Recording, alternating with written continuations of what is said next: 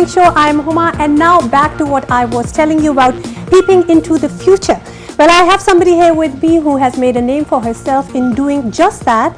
And if you are a resident of Lahore or have faith in all things extrasensory, you cannot have missed the name of Mariam Aftab. Mariam is a psychologist by profession, a certified hypnotherapist, and interestingly combines psychology with tarot readings. Mariam's extensive experience in tarot reading has been explained by herself as a map of our subconscious that gives us an insight about our problems and also ideas as to how to solve them. Yeah, that's what she says. Mariam Aftab, thank you very much for joining us here. It is so interesting. I must confess, I have never done tarot or even hand reading, nothing. I've never done anything like this, so I'm very interested in what you do. First, tell me, how does this work? I see your cards here with you. Well, tarot card is the most ancient form of the occult.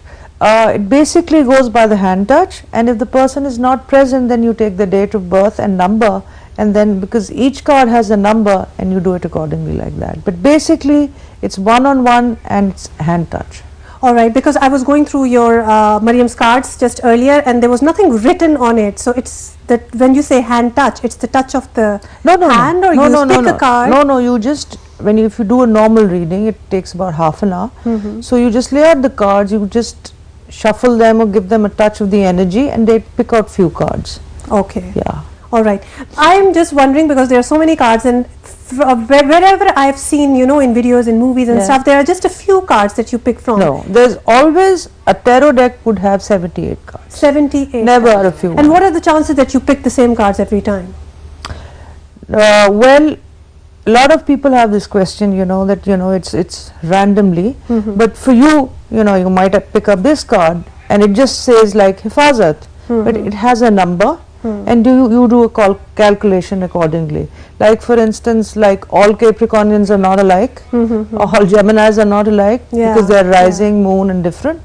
Like you have mechanics of tarot also. So Mariam, there is tarot, there is palmistry, there is numerology, there are the stars that we all know, Geminis and Cancers and everything.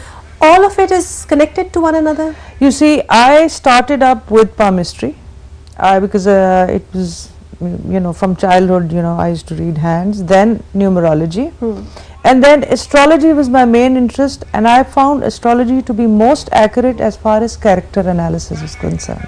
Okay. And that is how, when I take the date of birth or the time of birth, it helps me a lot to, give them suggestions with the tarot readings. Okay, I will tell